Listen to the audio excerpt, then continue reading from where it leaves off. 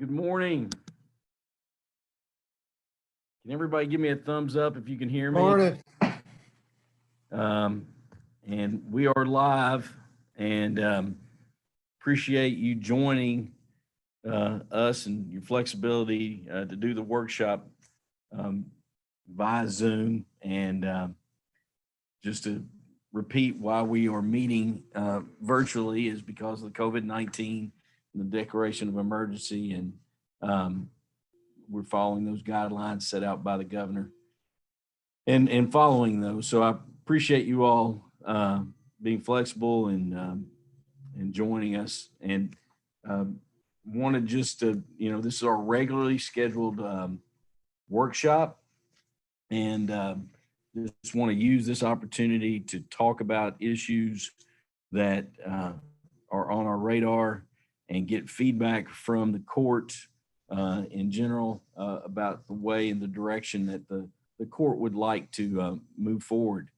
I asked in an email yesterday, I sent out just a few topics that we could discuss, but also asked if any magistrate had any topic that they would like to discuss during this workshop. So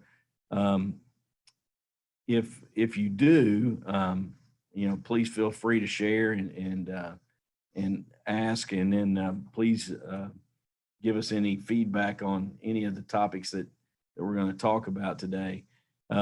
Just for the, we never take roll during a workshop just because we don't take action at a workshop. And I believe that we have attendance by all of our court. However, I don't believe that David is with us right now. I'll try to send him a text and see if he's having technical difficulty. I'll ask Stacy Hamilton to do that for me. She's listening in. But I see Bill Burke, Alvin Lyons, Rick Hostetler, Dwayne Ellison, Chad Wallace, Kelly Foreman, and said we're going to check and see in regards to Mr. Livingston. One thing that I mentioned as we get started with our meeting, email that I sent yesterday, the question of Mr. Livingston's joining us now, so we've got 100% attendance. Email listed a few things that we could discuss today, and I'd like feedback from the court on what are our next steps in regards to consideration of a partnership in a contract with either the Shepherd's House or the Isaiah House. I think we've all agreed that we like one of the programs we need to entertain an agreement with and move forward with. Dollars into the budget that would reflect an allocation to support that. And we just need to kind of decide what other questions need to be answered before we consider those two programs. I have called, I've made a few calls. One of the issues that face us is trying to find a location that would be suitable for either one of those organizations to use as a home base here in Georgetown around, and asked a few sources, but I've not had any success. And, the outline of what they have shared that they need would be, a place that has a larger meeting room and then a couple smaller meeting rooms and then some offices and a bathroom. So I would ask you all to help me in that respect to try to scout particular spots and maybe reach out to any contacts you might have that could give us a possibility for a place that could be used as a home base. And then what other questions, that's one big question. And what other questions do you all have that you want answered before we, consider the proposals that have been presented by Shepherd's House and Isaiah House? Are there, what other questions could I get answered before we bring this to a vote? Hey, Joe, have you, what about where the old police department used to be up by the old Johnson Control Building? I know the police department. Quality Yeah. Drive. Yeah. I'll write that down as an I don't know option. what's using it anymore. They were leasing that. They don't own it. Yeah, I know. I didn't know if it was empty now. Yeah. Since they've moved out. I didn't hear of anybody moving in, so. I'll put that down as someplace to inquire. Anyone else have any possible leads on something in regards to that? Judge, I talked to you last week about the possibility of looking at the old road department. Did you go out there and investigate that as possible?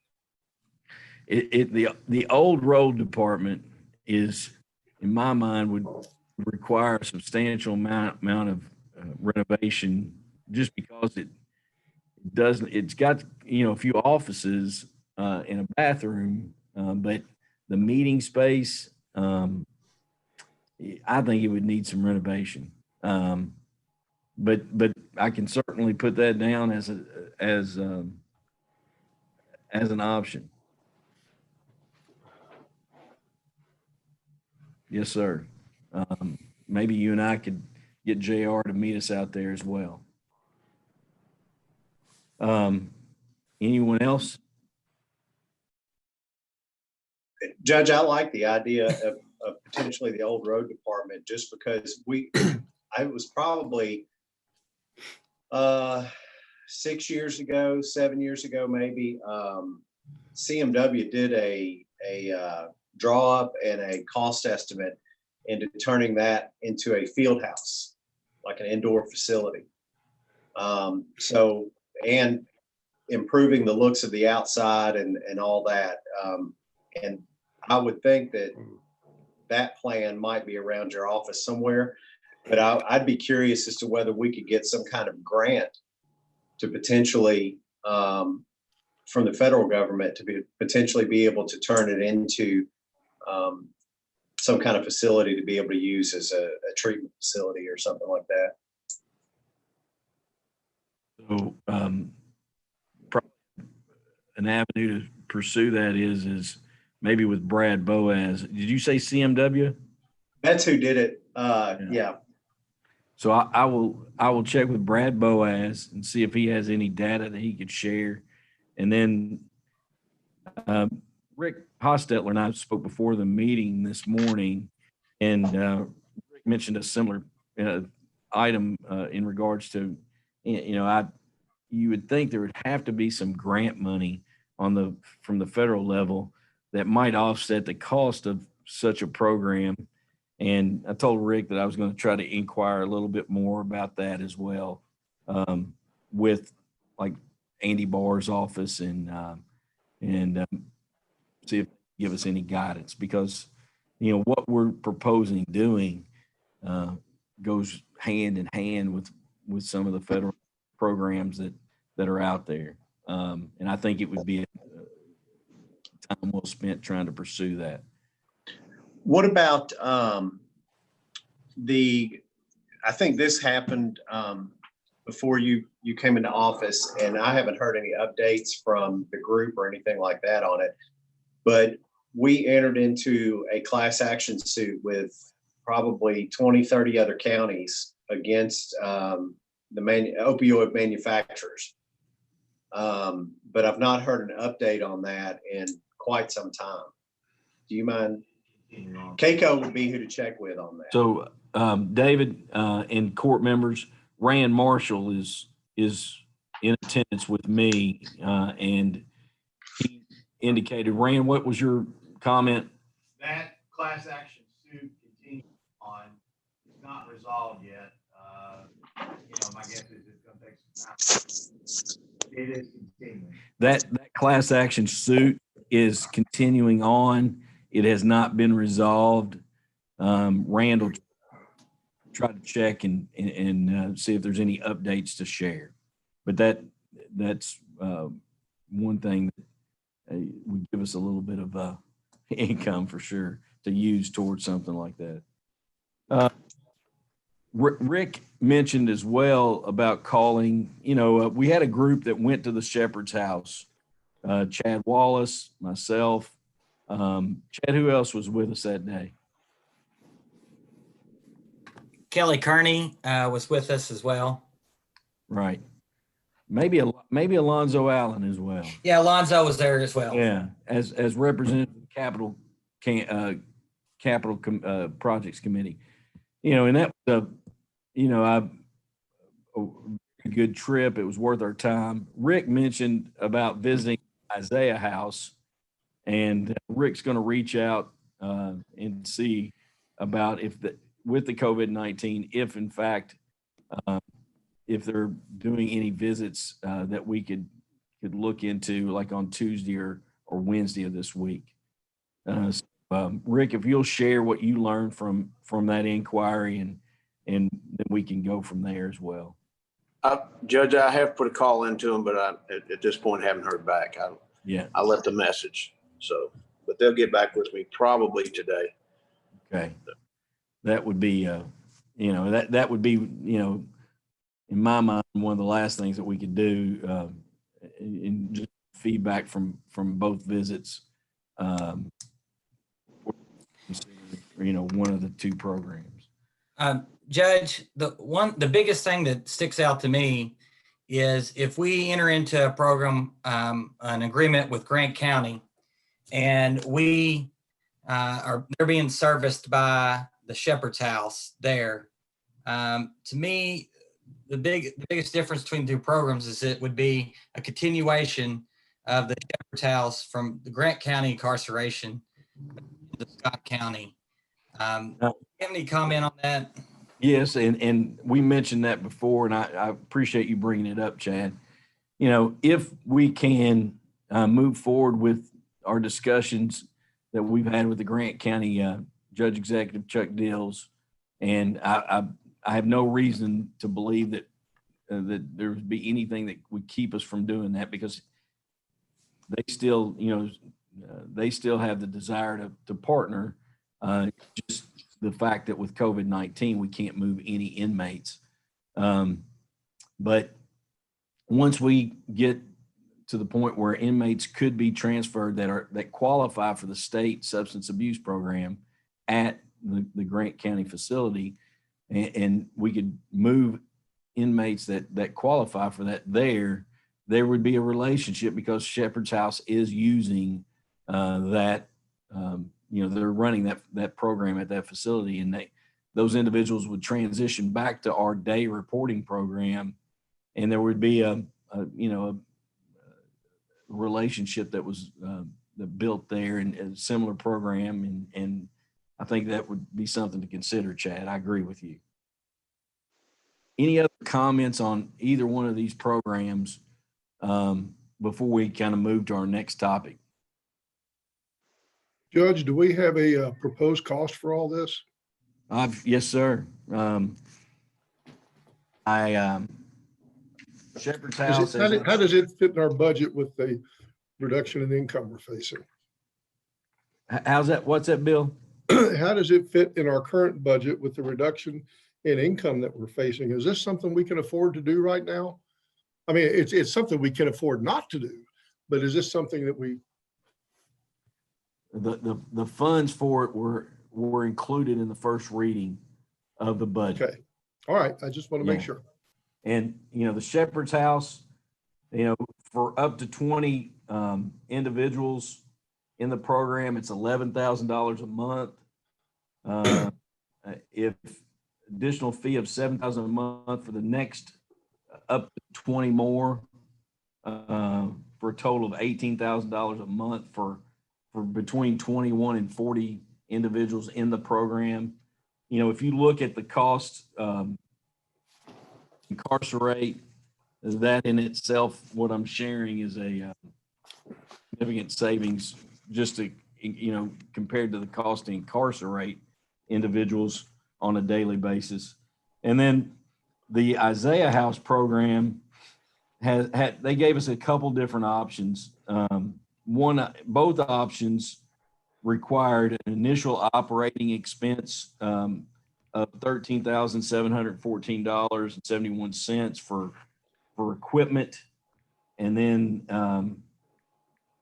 then you have option one would be $232,804.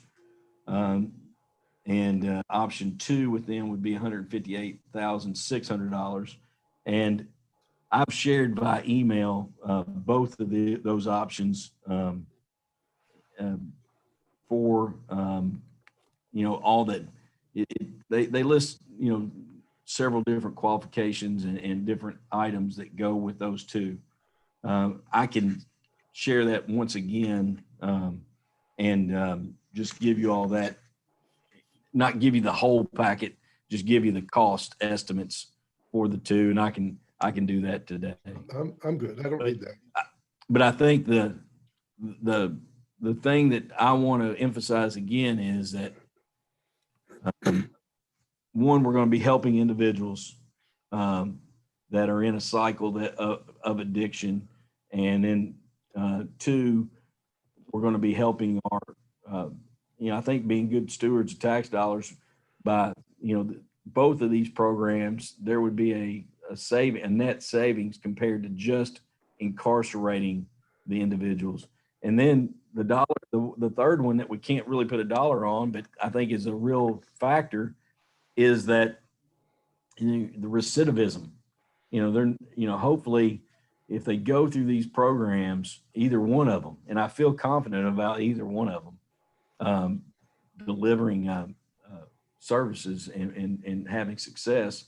But if they go through these programs, hopefully they're not going to end up back in the criminal justice system, and hopefully they're going to be out there, as a tax-paying citizen, doing filling jobs and a productive member of the community. So I think the cost is something that is a benefit on the bottom line, no matter what we with either one we do. And this comes out of the jail budget? Yeah. Pardon, Bill? And this comes out of the jail budget? Yep. And just to talk about that and be totally transparent, we have contacted the DLG tells us where we put line items and expenditures for our budget. We have to follow the DLG's guidelines.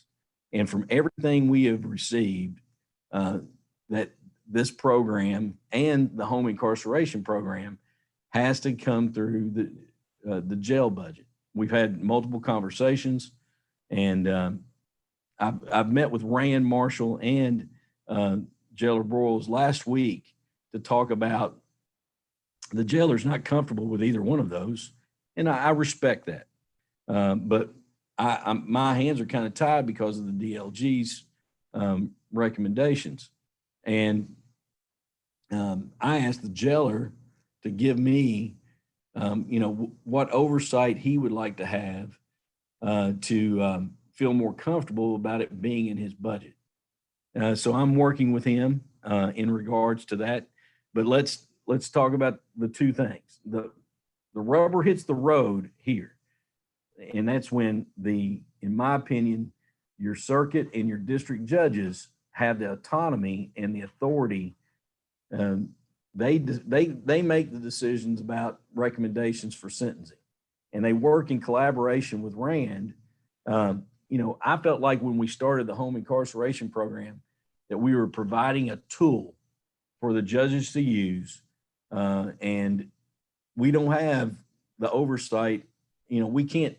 In my mind, it's a very challenging thing because we don't have the authority to have any oversight on sentencing, and don't really want to go there. Now, I have asked Rand to help me draft a letter to send to our circuit and district judges, just talking about what the court had as a vision when we started this, and we met with several of our judges as well, not all of them, before we started this, and with the Commonwealth Attorney as well, and of course Rand, and shared, what we wanted the vision to be and what we felt like this would be a helpful tool.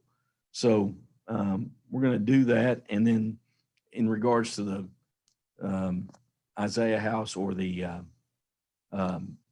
Shepherd's House, there are going to be representatives from both of those organizations in the courtroom on a weekly basis. When folks are on the docket, if they meet the criteria that those individual programs have about recommending to the judge, could they be a candidate for those programs instead of incarceration? And what we've heard from, and your individuals that would qualify for those type of programs are nonviolent, drug-related offenses, crimes against themselves, you're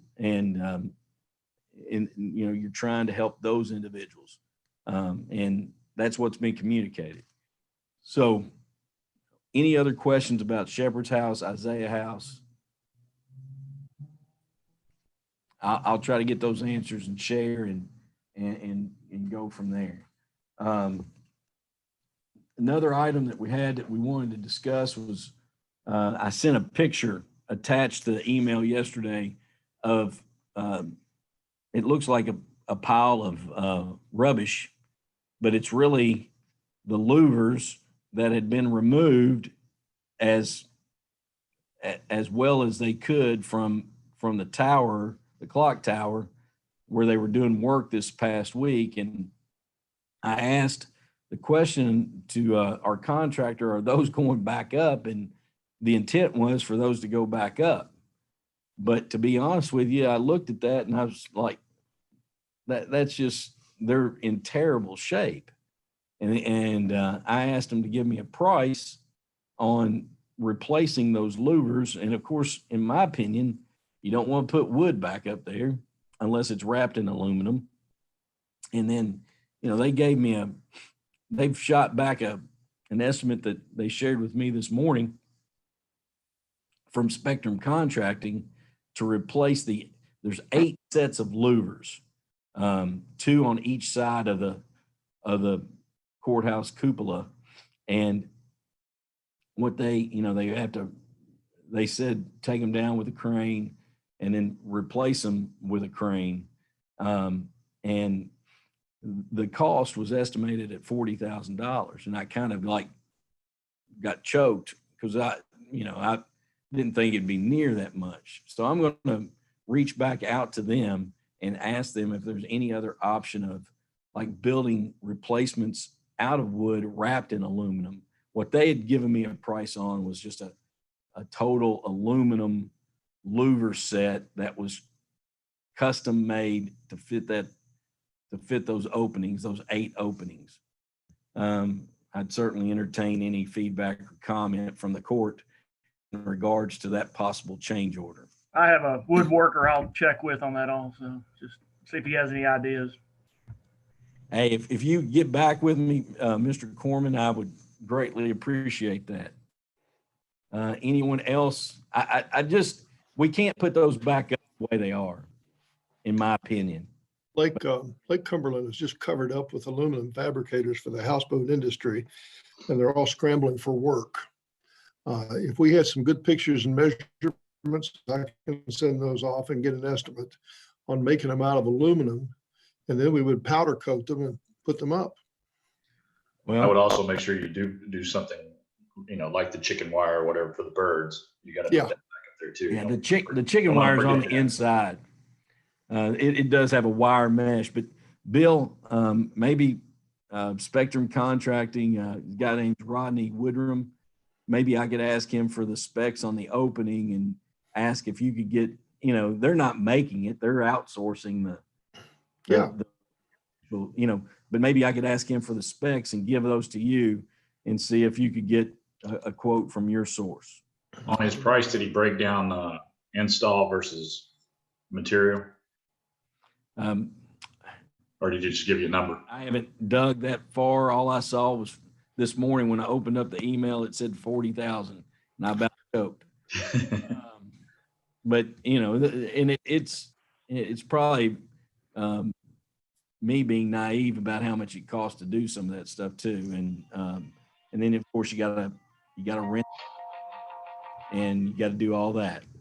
So that all has to be figured in. I certainly respect the professionalism of Spectrum, and they've just gotten an outsourced cost, and I understand that there's a cost to doing everything, but I certainly want to try to get another.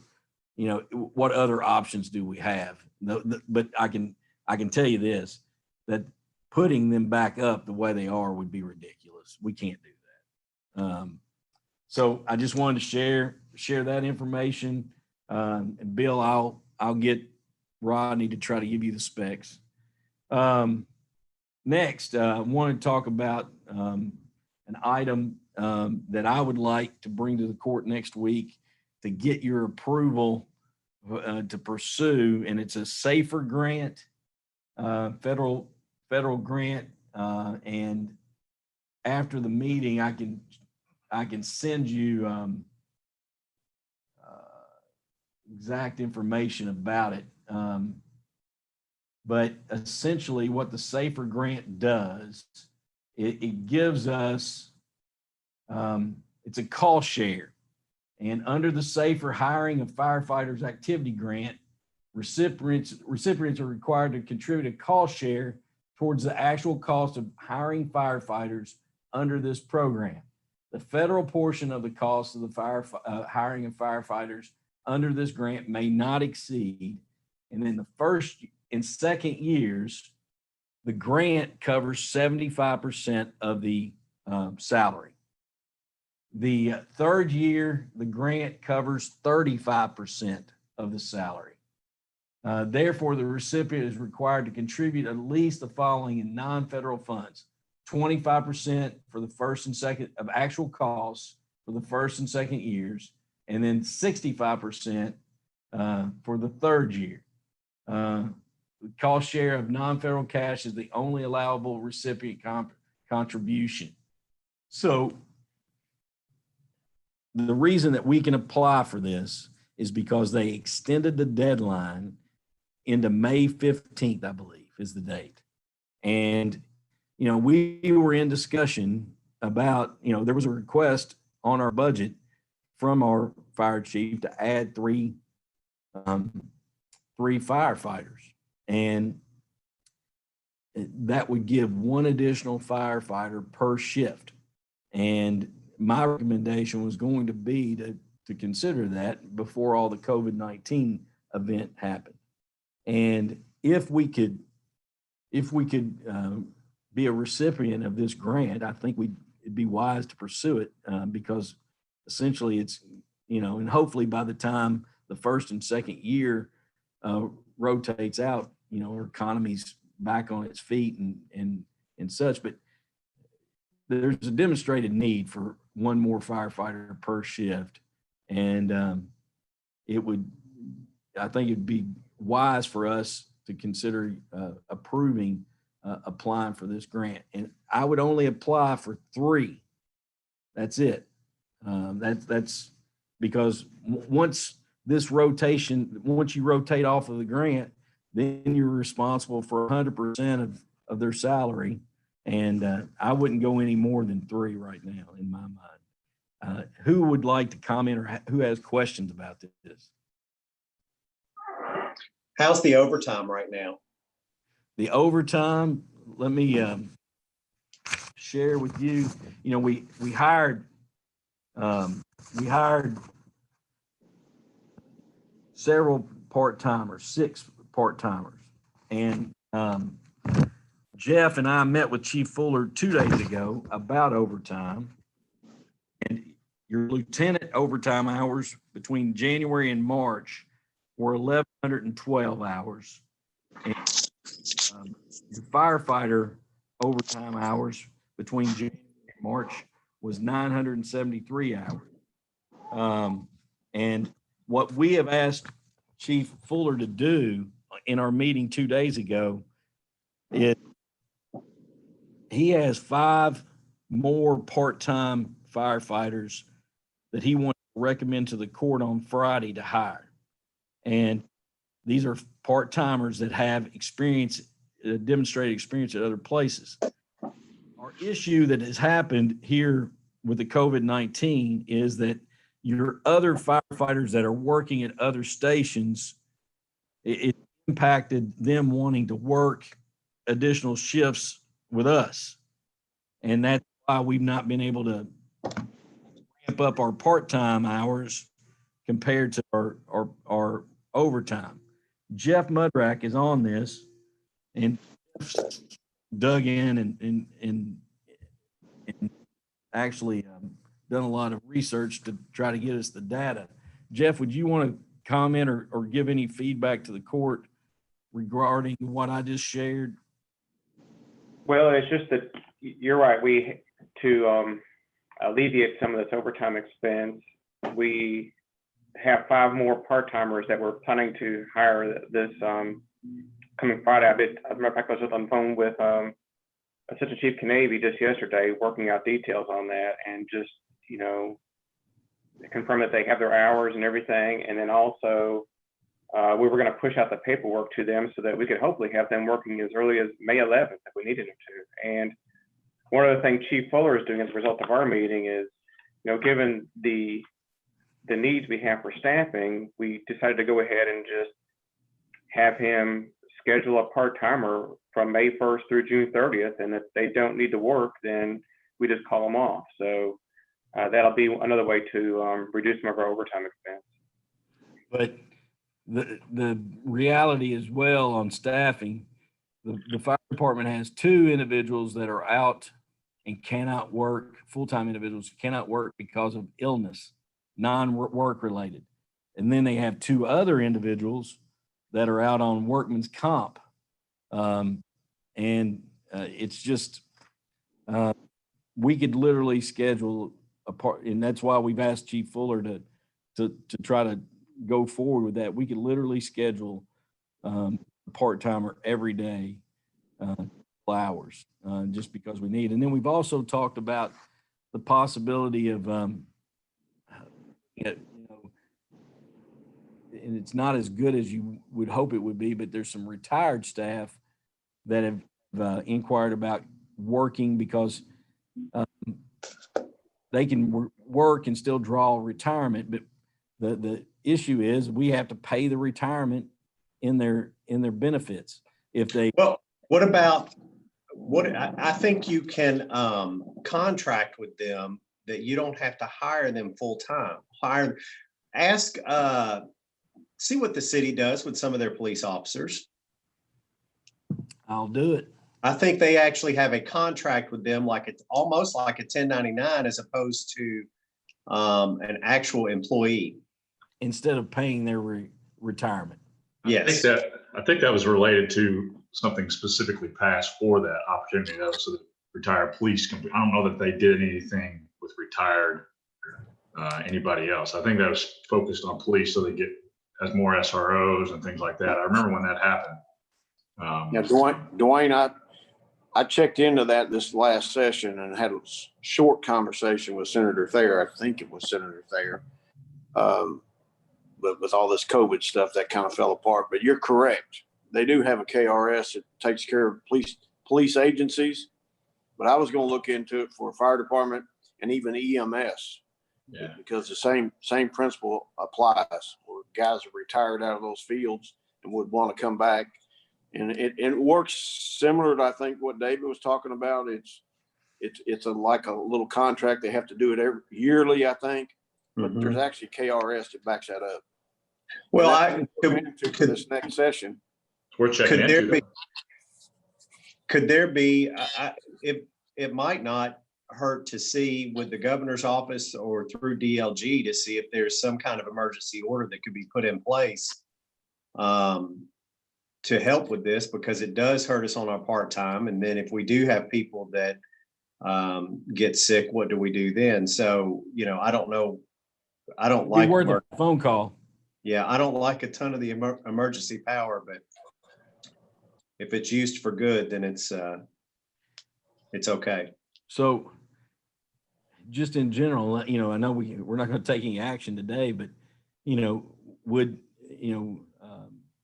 would the court support next Friday moving towards making that application for that safer grant? Does anybody have any big objections that come to their mind before what, since we are on a deadline of May 15th being the deadline, I have reached out to an individual that has experience with these federal grants, safe AFG, Safer. I don't know if they've actually written a Safer grant before, but they have experience with federal firefighting grants. And it would, the individuals shared with me, it would be less than $1,000 for them to complete the whole grant. And, you know, we're talking a lot of work and a lot of data and extensive amount of time, but they have the time and feel like they could get it done by the 15th. So my desire is to move forward with getting the grant application started. And then if no one has any crazy, you know, any big objections to this, I'd like to move forward with the possibility of applying with this. Go ahead and start getting the application done. Judge, I had a couple of questions. One, does the grant cover all the benefits, the retirement and insurance and all that? Is that included in the grant? And, I think, It is. okay, yes. It covers wages and benefits, but not like gear, things of that not nature. like what? Not any of the gear. I mean, for example, Oh, okay. I'll Right. give you a number here real quick, Alvin. The wage and benefit cost of a new firefighter is $64,500. We would only be responsible for $16,125 in years 1 and 2, and $41,900 in year 3 per firefighter. Are you answering my second question with that? So, Okay. Alvin, what's your general thought on this? it just, we've held the line on any new positions anywhere else in the whole county. If we had 3, we're basically almost adding another position for the next 2 years. So I'm a little reluctant. I got to think through a little bit because this is the first time I've seen it, but. Well, and the deadline extension didn't become aware to me until just a few days ago. And I feel like my job is to bring you all, and I wouldn't be doing my job if I didn't bring it to you because, you know, they're going to pay for 75% of all costs in year 1 and 2. And, you know, we were already talking about adding, or at least in my mind, I think there was a real need of adding firefighter positions until this hit. And, you know, it's essentially, it is an additional expense, but the savings that we would be realizing, I think we'd be saving money on overtime and other salaries in the long run. I'd ask you to put your pencil to it because I know you will. Very thoughtful person and just think about it. But who else has any questions? Would the chief have any estimates on what impact it would have on overtime? I mean, could we get some type of estimate? I'm not against it. I just This is kind of like Groundhog Day. We've had this conversation pretty much every year. Yeah. About overtime. Yes. Jeff Mudrack, you started to speak. Did you have any comment about how it would impact overtime? It would basically eliminate the additional overtime. Let me just put a perspective here. It would basically limit all the additional overtime we're paying for right now. Even the lieutenant? Yes. Well, what happens? I mean, lieutenants if we don't add lieutenant positions. Well, sometimes the issue is we have a lot of lieutenants that are serving in the firefighter capacity. They're not really, when they do overtime, it's not lieutenant overtime. They're also serving as firefighters when they do overtime. That's the issue. And when I looked at that myself, that was the answer. You know, sometimes when we have an empty spot and we have to have somebody to fill a seat on a truck, the lieutenant takes the firefighter position and you might have 2 lieutenants on the same truck, but it's because we have to have a body. What kind of reassurances are there that overtime would decrease? I mean, in a manufacturing facility, you can close the facility, you can send people home, you can slow production. What assurances are there that overtime will decrease? I know we can sit here and say adding them will take care of it, but it only takes care of itself if folks are not scheduled overtime. And we know that there are a lot of people, which I would do the same thing, that work the overtime to generate the extra revenue for their lifestyle. David,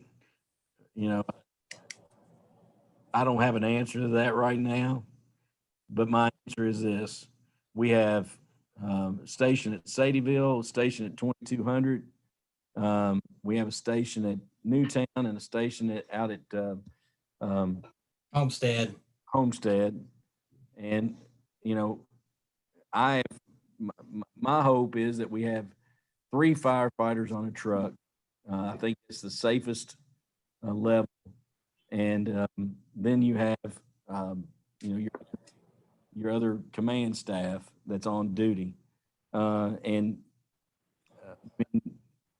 when you have 4 people out of that rotation, it's going to dictate that they go into overtime. And, I don't have an answer of how to, if we added these 3 spots, I would certainly I would welcome the opportunity to sit down with any of you to try to put in some type of safeguards to try to limit overtime and expense, trying to be a good steward. But I do not want and would not advocate for closing any fire station or browning it out. I'd do anything we could to avoid that just for the safety aspect. But, I'd entertain the opportunity to sit down and talk about with any of you about what we could do if we added this. And we're talking about it as if we're going to get it, and it'd be nice if we get it, in my mind, because it'd give us additional staff at a considerable savings for the first 2 years.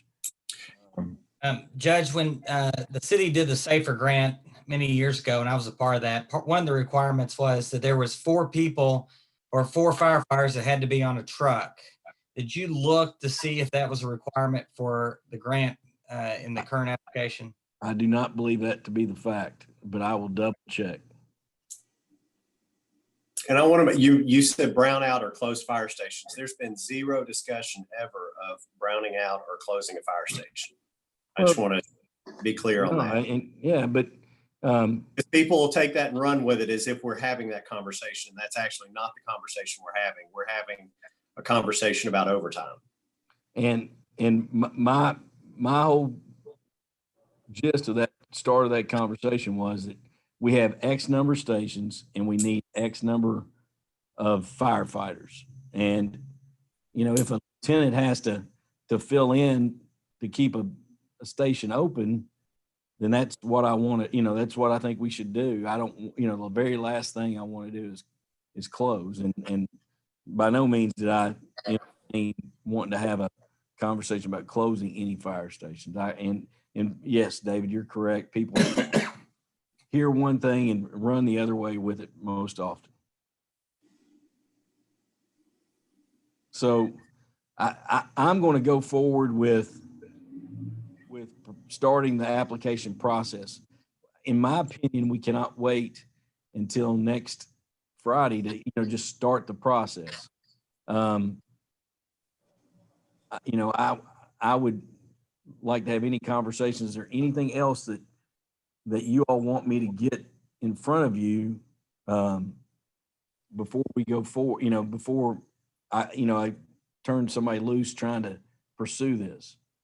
I'm okay with it, but I in general don't like grants paying for salaries because eventually they run out and then you own them. So, but if we were going to own them anyway, then, and not, it's going to be a part of our cost anyway, and we were going to add these people, then getting them paid for 2 or 3 years, you know, I'm okay with. But in general, I don't like grants paying for salaries because you end up getting it, you know, back at you later. And then you end up being the guy that's got a cut or whatever when those grants run out. So it eventually gets you. And that's why I only recommend 3, because that's what we're talking about adding anyway. Gotcha. Chad Wallace, when you had your experience with Safer Grant, what was the number that the city entertained? Do you remember? Yeah, I believe it was 12, I think, or 10. But we had to add a person to each shift so you could have 4 on a truck. And so it was a large number. But I believe that they're no longer on that policy where they have 4 on a truck because the grant ran out and now they went back to 3 on a truck, I believe, but I'm not 100% sure. Does everybody agree that we, like with the deadline being on the 15th, that, you know, can't wait till the 8th to start the application, because the application's very, I mean, it's the daggone, the info I have is it's a 61 page, like there's 61 pages with the grant, you know, the directions and the application. I mean, it's pretty extensive. I mean, I'm just going to move forward and if you all have concerns, email me, and then we'll bring this to the full court for consideration next Friday. And I'll try to, David, maybe you and I can talk about, you know, what could, with Jeff Mudrack and Chief Fuller, what we could put in place that would, you know, really impact our overtime hours, where we have, where we feel like we've got a little bit more of an ideal of what impacts and how that gets kicked in. David, would you be willing to, would you have time to do that with me? Yes. All right. Next, you know, just let's talk about COVID-19 reopening. Hey, Judge, before we leave the firefighter issue, Yes, sir. it was actually Representative Pratt that I talked with. I may try to generate that conversation anyhow, because it could potentially go the route David was talking about if we had our ducks in a row or a plan.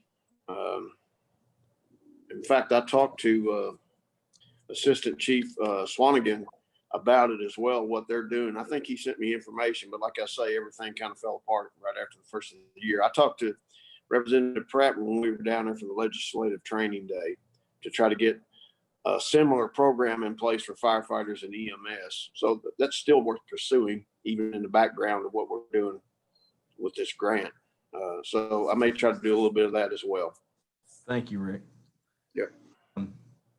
You know, the governor has released information about reopening Healthy at Work phase 1 reopening, and he's got manufacturing, construction, vehicle or vessel dealerships, professional services at 50%, horse racing, no fans, dog grooming and boarding. And then on May 20th, retail and houses of worship. And then on May 25th, 10-person social gatherings, barbers, salons, cosmetology, businesses and similar services. And you know, a lot of information. And I just want you all to know that I've been working closely with Dr. Crystal Miller and the mayor, and also Jack Connor and then Alonzo Allen as well, about trying to put together guidelines and information to help guide businesses that when we do come on these dates, that they're ready to go and they have safe protocol in place to reopen. Just wanted you all to know that, you know, we're working on that, and we've shared some information. I've had conversations earlier in the week with Toyota. They have shared with me a very detailed plan regarding the return to work playbook, and they've graciously said please share, so people don't have to reinvent the wheel when they're looking at their particular workplace and trying to tailor different aspects of the playbook from Toyota into theirs.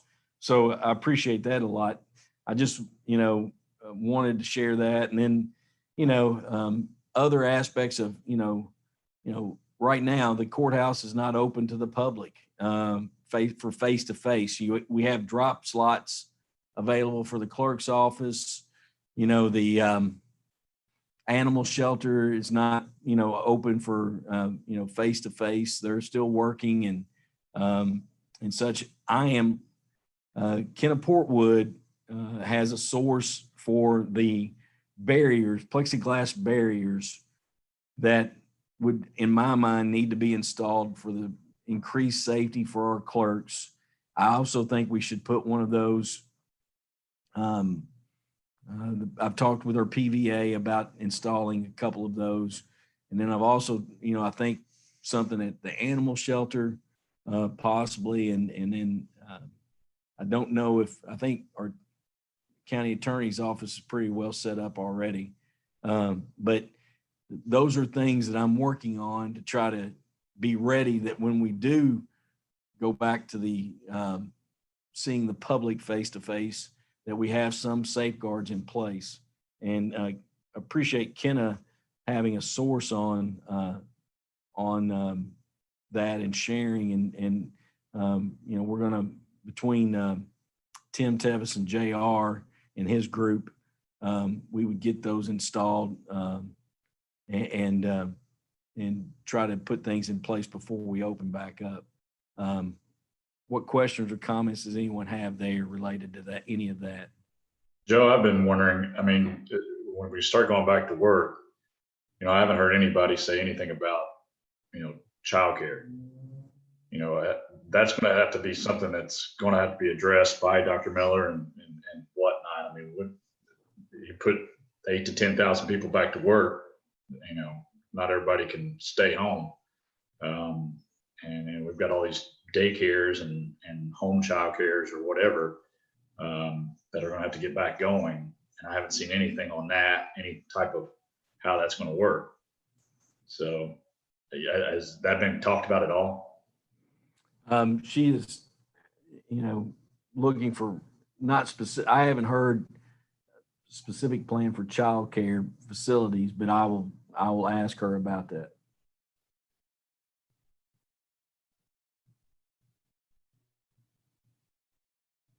Any other, and then in my mind, Mike Hennigan's been very proactive on having PPE and getting that from the state stockpile for our folks and, staying in touch with other partners in the community.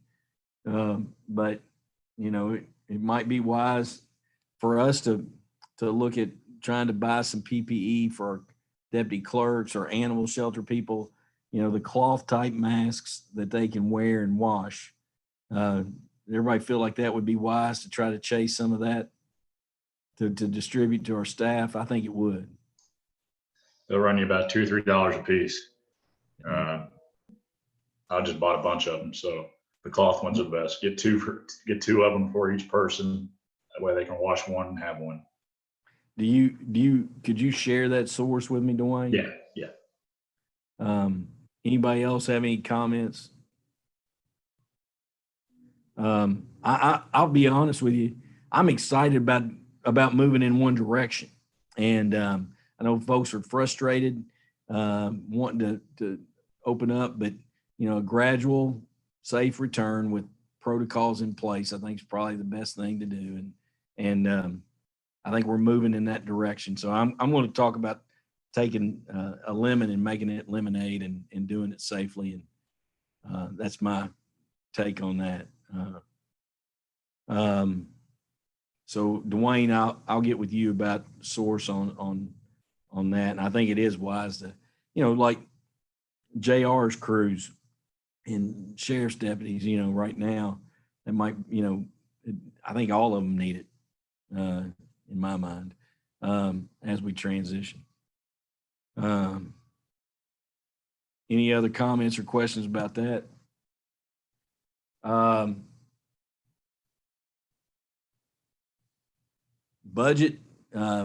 we sent But, that. Joe, just to go back, some of that, some of your expenses, might get paid through that federal. Yeah, and I'll ask Mike Hennigan if that's FEMA reimbursable. Yeah. No, I And, had and if that. you wanted to get some of those, misting machines we've talked about, or hand sanitizing stations, I think a lot of that will fit under your cost that you can get reimbursed for. We installed a bunch of hand sanitizing stations around already. So I'll ask Mike about FEMA, about the possibility of that being FEMA reimbursable.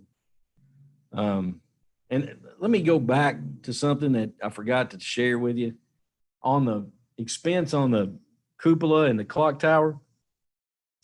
Tim Murphy of Murphy Group Architects helped with part of the application, but then Jared and Riley Ray actually did the yeoman. Jared and Riley, they took over 100 and some pictures, labeled them on the back, and put together the rest of the application for tax credits for expense on the cupola. And we've gotten that turned in. We could realize as much as 20%, back on that expense. So I think we're being good stewards of our dollars by pursuing those type of opportunities. And we've turned that in this week. I'll have to check with Jared about the time on when we'll know what will be, awarded. But did want you to know that we put in a lot of time to get that application together, and I appreciate Jared's work on that and assistance from Riley Ray. They had to take 4 pictures of every room in the courthouse and then put a description and then label them. And then there was a lot of data to fill in as well about the expense and about just different aspects. Any of those things, as you well know, have a lot of, a lot of blanks to fill in. And I appreciate their help there. Going down, what I was going to talk about the budget. We submitted our budget, our first reading, as required by the DLG. They have responded to Michelle. Michelle is on here. Michelle, could you unmute your microphone? And the feedback we got was positive. What else would you like to share? It's positive that we are in the top 5 counties to have sent our budget in. Only 3 other counties have been approved so far, but DLG is only going into their office on Wednesday mornings for 4 hours each week. So they're anticipating having it approved by next Wednesday so that we can have our second reading next Friday. Okay. But the feedback that you got was that it was, it looked past their mustard and Yes. and it'll be able to go to second reading on the 8th. Yes. Okay. And as we've talked about extensively, we have to get their approval, and they dictate the line items and such. Conversations with Kelly Baker. I am waiting, and I am optimistic that the roundabout proposal that we approved will be approved by the Transportation Cabinet, but I'm just waiting on an agreement to sign until I say that's 100% positive. But I am under the Kelly shared with me that I should be expecting an agreement to sign. But until I get that agreement, I'm not going to say that we've successfully navigated that. Any questions on that? This week I received some correspondence from the Kentucky Transportation Cabinet and its integrated engineering. And as part of a plan to do work on Cardinal Drive at Kentucky 32, And then on Cardinal Drive as well, I think there's two separate pieces to this puzzle, but they're wanting to offer us approximately $67,000 for right-of-way acquisition to put a turn lane in at Cardinal Drive in Kentucky 32. And it would eat up some of our entrance there to the park opposite of Cardinal Drive. Does everybody follow where I'm talking about? And I've asked Rand to review that. And then there's another section, I think, for $9,000 that's kind of like along the fence line on Cardinal Drive with the park. Dwayne, you're shaking your head. Have you seen any of that? Yeah, I've been in those meetings for the last couple of years with them trying to, figure out a way to move Cardinal Drive in a better direction. The main thing it involves will actually be on our end as a school system paying for Scott Middle traffic to get behind Scott County High School and Scott Middle and get them off of Cardinal Drive. But it involves widening and some turn lanes in and out of Kentucky 32 and Cardinal Drive to get Cardinal Drive back to, both ways traffic, and maybe some turn lanes in the middle around the school areas. It'd be a big upgrade for traffic, though, for sure. Oh, it'd be huge, yeah. And just getting Scott Middle out of the way, I think would make a big difference. But then, Cardinal Drive is one of the worst roads in the whole county right now. So one of the questions I have is, would that money be enough to redo the entrance to the park? Because that's what we'd have to do in my mind. So I'm going to try to. Yeah, I can't remember how much they actually touched the entrance. It basically moves the shoulder over, I think, into the entrance area. Is kind of what I remember seeing. I'll call my contact that they've shared with me, and then I've asked Rand to review it, and then I'll have more information to share with you all next Friday on that. Go forward to that, and then three items that I don't really want to go into a lot of discussion, but I just want the court to be aware that these are things that we need to address in the next month, in my mind. One is, we have two items with EMA. One is a shelter.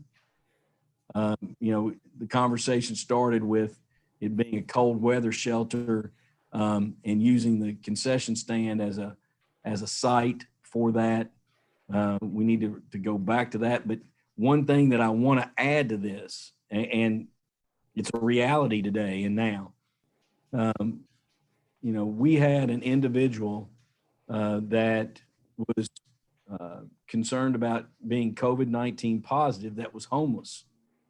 And thank goodness that individual was not positive. But if he had been positive, we have a 14-day period of time that, that in conversations with Dr. Crystal Miller, that we need to locate a safe place for that person to be. And in conversations with Mike Hennigan, he felt like if in fact you had a larger, number of folks that might need that, having that blue concession stand as an option in the future for something like that could be doable. So it's just a conversation that we've got to come back to in the next month. I don't want to get into it today, but I want it on your mind. And then number two with EMA is, right now we have a budget line item for volunteers that is compensation that's for making calls is $17,000, and that's the way it is in the budget right now. But looking at the court needs to decide if you want to leave it the way that is, or do you want to make those individuals part-time employees? And that's something that we need to circle back to in the next month and address. And then the third and last thing, and number one, I need to figure out a way to get more public feedback to share with you all But the issue of golf carts on county roads that have been brought up, we've got to get some more wide range of feedback in my mind. I've gotten several emails that, to be honest, do not support golf carts on county roads, but I think there's a lot of confusion about, I had one email that, we shouldn't let golf carts on US 460. And I think all of us understand and agree that it's just, I want to make an effort to post on social media the question and what we're talking about. And I don't think anybody on the court would want golf carts on anything other than, a residential area with 25 mile per hour or less. And, what we've always done is if a home owners association came to the court, then that we considered that. But I want to get more public feedback before the court even really talks about it again. But that's one thing we have to circle back to in the next month. And I'll try to get you the feedback that you all can make a decision about on. But any other questions, comments, business that you all would like to have addressed before we adjourn our workshop? I appreciate all of you. Hey, I'm trying to get off mute. Can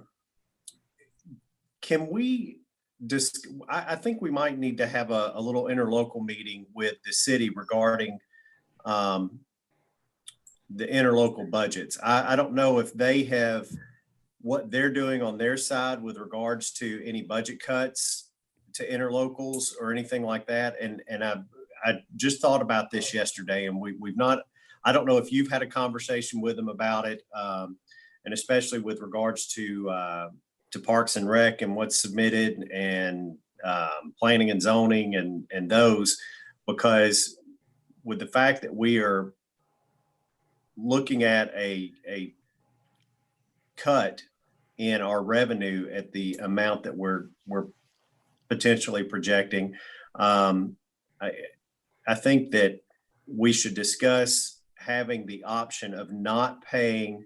Well, it's not even an option. It's our choice how we want to do this, of not just fronting a full check up front in July or August, that we do it over maybe a monthly or a quarterly or some other fashion, instead of paying that all up front, because once we pay it, you don't get it back if we have to make budget cuts or if we have to change things. And I would like to have that ability that if we had a rebound on this, if it happened all over again this fall with regards to coronavirus and things got worse than we're anticipating, I'd like to have the opportunity to say, okay, we're going to withhold some of this funding. And if we cut them a check in August for $1 million, then that money is gone to them, and that's what they've got going on. So you would like to request an interlocal meeting with the mayor, and then anybody would you want somebody from Parks and Rec and someone from planning and zoning there as well? Is that what I'm hearing? No, I don't care if they're there or not. I'm just saying I'd like to look at what the city's going to be doing with the interlocals that they control. And then also I would like the court to consider not paying the full amount come August or whenever that full amount is usually paid. That we look at doing a different type of reimbursement or payment over to those entities, as opposed to writing them a full check at one time. Michelle, can you give us any insight on disbursement?